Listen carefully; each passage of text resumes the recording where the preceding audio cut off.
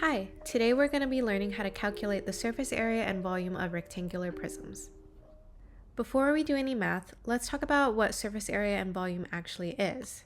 Surface area is the space that covers the outside of a 3D object, for example, the skin of this apple. Volume is the space that fills the inside of the 3D object, like its core. It's important to note that surface area is measured in square units, whereas volume is measured in cubic units. Take a look at this Rubik's Cube, for example. Notice that the stickers covering the outside of the 3D object are in the shape of squares, whereas the blocks that fill the inside are cubes, hence square and cubic units.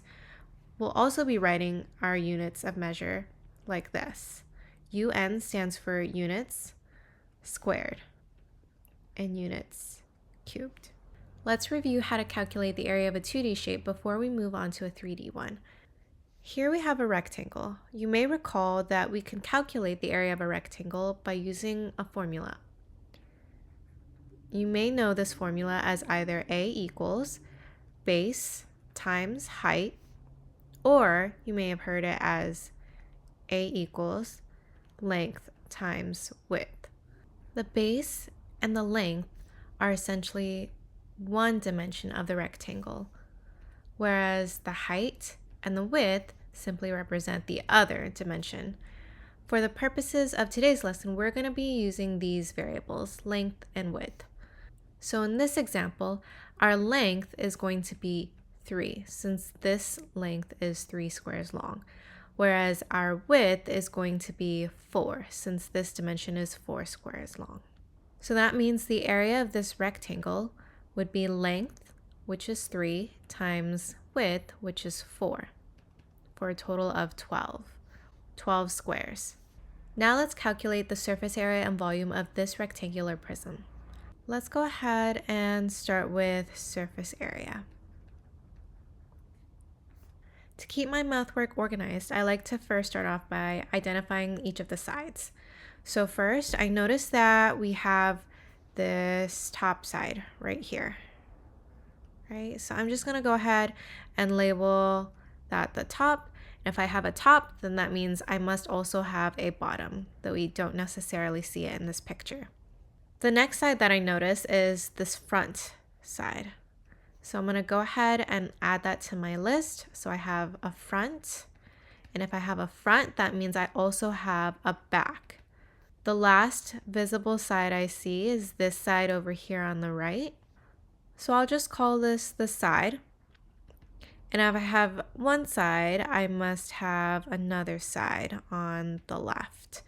And again, all of these names are pretty arbitrary, so it doesn't really matter what you call them. Let's actually calculate each of these 6 sides of the rectangular prism. So for the top side, I noticed that the dimensions of this rectangle are 3 by 4, just like we had seen in the previous problem. So 3 times 4 gets me an area of 12. If the top is 12, that means the bottom also must be 12. Let's move on to the front side. So for this rectangle, I notice my dimensions are 3 by 2. So I'm going to multiply 3 times 2. That gets me 6 for the front and then 6 for the back as well. And then last but not least, this side over here, I notice dimensions are 4 by 2. So I'm going to go ahead and do 4 times 2. That makes 8. If the right side is 8, that means the left side also must be 8. So now that I found all 6 of my sides, I'm just going to add them all up. So 12 plus 12 plus 6 plus 6 plus 8 plus 8 gets me a total of 52. And because we're talking about surface area, our units would be units squared. And that's my final surface area. So let's break down what we just did, because if you were to look this up on Google, this is definitely not the same method that you would see. I'm going to label the dimensions of my rectangular prism. So I see right here that my length was 3, right? And then we knew that our width was 4. And then finally, we used our height of 2. So if I take a look at the math that we've done over here, we notice that we've multiplied the length times the width for the top and the bottom, right? We've done that twice. We've also multiplied the length times the height. And again, we've done that 2 times. Last but not least, we've also multiplied the width times the height.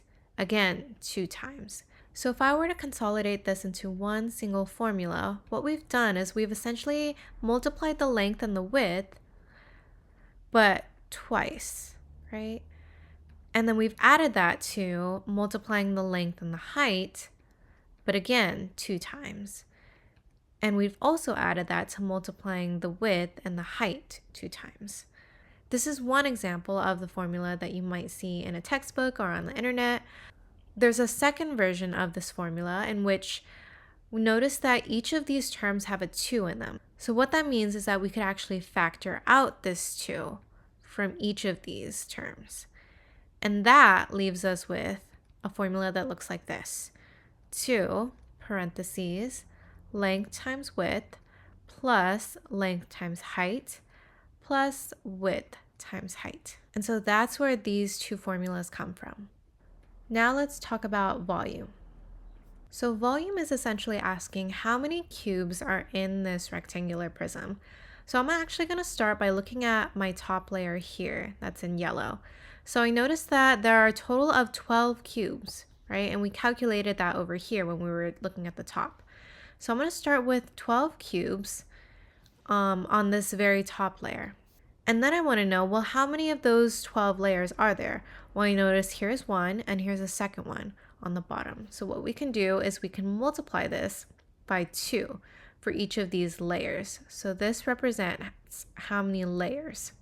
So I know that I have a total of 24 cubes, or in this case, 24 units cubed. And that's our volume. And so what exactly are we doing when we're solving for the volume? Well, we're taking the top layer, which is essentially multiplying the length times the width. So I'll start with length times width, and then we multiply it by the number of layers, which is essentially the same thing as multiplying by the height. So we get something that looks like this. And to kind of consolidate that, we can just write it as length times width times height. And this is the formula that you see most often. All right, here's another rectangular prism that we're going to be solving for. I'm going to show you how to do it both ways. First, let's start off with our surface area. So just like before, I'm going to go ahead and identify all of my 6 sides. So I noticed that I have this top side right here. I'm going to go ahead and label that the top. Again, if I have a top, I have to have a bottom. And notice that I also have this front side right here. I'm going to label that the front. If I have a front, I must also have a back. And lastly, I have this side over here.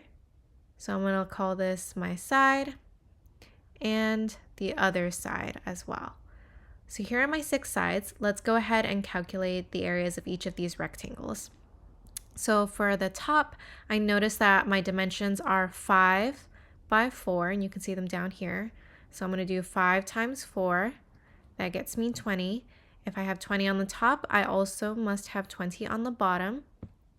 For the front side, I noticed dimensions are 5 by 10. So I'm going to go ahead and do 5 times 10. That gets me 50. If I have 50 in the front, I must also have 50 in the back. And then for this side right here, I noticed dimensions are 4 by 10.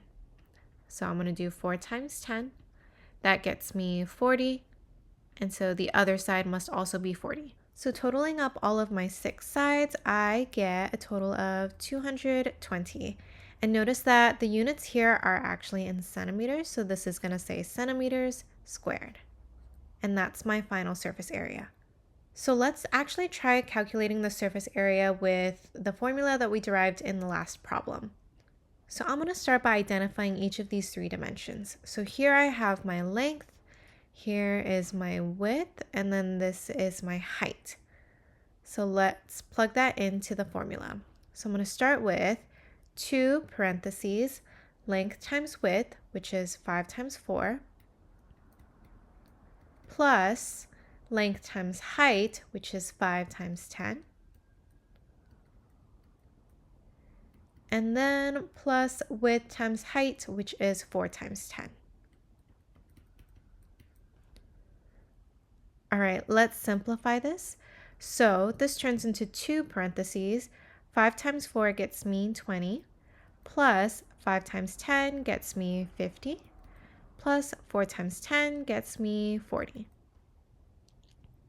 Simplifying it again will get me 2 times 20 plus 50 plus 40 is a total of 110. And so if I do 2 times 110, what does that get us?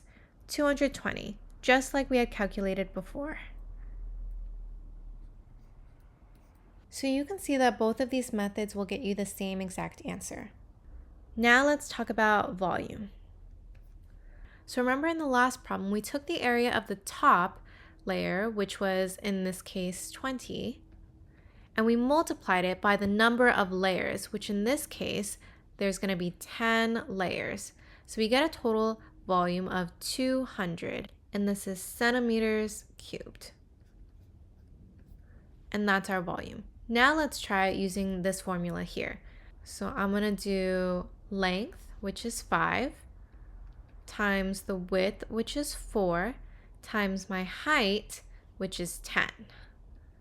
If I multiply all these together, lo and behold, I end up getting the same exact thing up here. Again, centimeters cubed. And that's how you solve for the surface area and volume of a rectangular prism. Thank you so much for watching. Please like, subscribe, and comment with any questions or topics you'd like to see next. Bye.